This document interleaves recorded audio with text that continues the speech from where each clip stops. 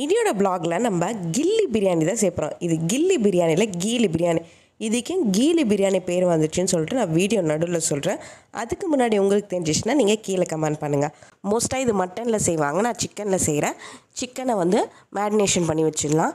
இப்போ நான் சிக்கன் எடுத்திருக்கேன். இதில் தயிர், இஞ்சி பூண்டு பேஸ்ட்டு, மஞ்சாத்தூள், மிளகாத்தூள், லெமன் பிரிஞ்சு நல்லா மிக்ஸ் பண்ணி இது நம்ம அப்படியே வச்சுக்கலாம். ஸோ இது நம்ம குக்கரில் தான் செய்ய போகிறோம். குக்கரில் தான் செய்வாங்க மோஸ்ட்டாக. ஸோ குக்கரில் எண்ணெய் ஊற்றி எண்ணெய் நல்லா காஞ்சோன்னா பிரியாணி ஸ்பைசஸ்லாம் போட்டுக்கோங்க.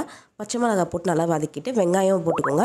வெங்காயம் நல்லா கண்ணாடி பதத்தில் வர வரைக்கும் நல்லா வதக்கிட்டு தக்காளியும் போட்டுட்டு வெங்காயம் தக்காளி பச்சை வாசனை போகிற வரைக்கும் நல்லா வதக்கிக்கோங்க. இப்போ நம்ம சிக்கன் வச்சுருந்தோம்னா அந்த சிக்கனையும் போட்டு நல்லா வதக்கிக்கோங்க. ஒரு 2 மினிட்ஸ் கிட்டே நல்லா வதக்கணுன்னா இதில் மசாலா போட்டுக்கலாம். நான் பிரியாணி மசாலாவும் மிளகாத்தூளும் போட்டிருக்கேன். ஸோ தேவையான அளவு உப்பு போட்டு நல்லா வதக்கிக்கோங்க. இது ஒரு 2 மினிட்ஸ் கழித்து தேவையான அளவு தண்ணி ஊற்றிக்கோங்க. தண்ணி தான் இப்போ நம்மளுக்கு மெயினே. பிரியாணிக்கு நம்ம அரிசிக்கு ஏற்ற மாதிரி தண்ணி ஊற்றுவோம்ல, அதோட கொஞ்சம் எக்ஸ்ட்ராவாக ஊற்றிக்கோங்க. ஸோ கீலி பிரியாணினா அந்த ஈரப்பதம். ஸோ அதனால் இது குழஞ்ச மாதிரி இருக்கும். இது ரொம்ப காஸ்ட்லியஸ்ட் பிரியாணி. யார் யாருக்கு பிரியாணி குழஞ்ச மாதிரி சாப்பிட்டா பிடிக்குமோ அவங்களாம் இதை ட்ரை பண்ணி பார்க்கலாம். ஸோ தண்ணி நல்லா கொதிச்சோன்னே ஊற வச்ச பாஸ்மதி ரைஸை போட்டுக்கோங்க. மேலே லெமன் பிழிஞ்சு தேன் ஊற்றிக்கிறேன். ஸோ குக்கர் விசில் போட்டுக்கலாம். நம்ம இப்போ இதுக்கு தொட்டுக்க ஒரு சிக்கன் மசாலா தான் பண்ண போகிறோம். சிம்பிளாகவே பண்ணிடலாம். வாங்க எப்படி பண்ணுறது பார்க்கலாம். இப்போ ஒரு மிக்ஸி ஜாரில் சின்ன வெங்காயம், கொத்தமல்லி, புதினா, பச்சை மிளகா, மிளகு, சீரகம், மிளகாத்தூள் போட்டு நல்லா அரைச்சிக்கோங்க. இப்போ சிக்கனில் இஞ்சி பூண்டு பேஸ்ட்டு, நம்ம அரைச்ச மசாலா அண்டு தேவையான அளவு உப்பு, தயிர் போட்டு நல்லா மேக்னேட் பண்ணி வச்சுக்கலாம். இப்போ பிரியாணி ரெடி ஆகிடுச்சு. பார்த்திங்களா எப்படி இருக்குது? நல்லா குழஞ்சி இருக்குது. குழஞ்சி சாப்பிட்றது எனக்கு ரொம்பவே பிடிக்கும். உங்களுக்கு பிடிக்கும்னா கீழே கமெண்ட் பண்ணுங்கள்.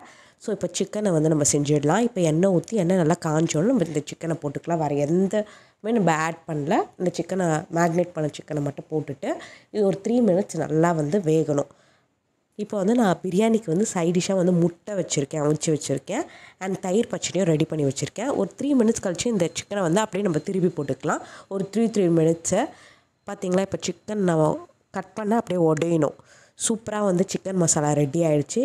இப்போ சுட சுட பிரியாணி, சிக்கன் மசாலா, அவிச்ச முட்டை, தயிர் பச்சடி பிரியாணி பார்த்திங்களா செம்மையாக இருக்குது. டேஸ்ட் எனக்கு ரொம்பவே பிடிச்சிருக்கு.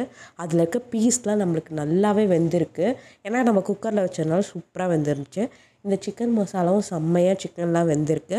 ஸோ இது சப்பாத்தியோட சூப்பராக இருக்கும், இல்லைனா சுட சாதத்தோடு சூப்பராக இருக்கும். நான் பிரியாணிக்கு செஞ்சுருக்கேன். ஸோ அப்படியே பிரியாணியோடு சேர்த்து சாப்பிடும்போது அல்டிமேட்டாக இருக்குது. இப்போ முட்டை வச்சு சாப்பிடுவோம்.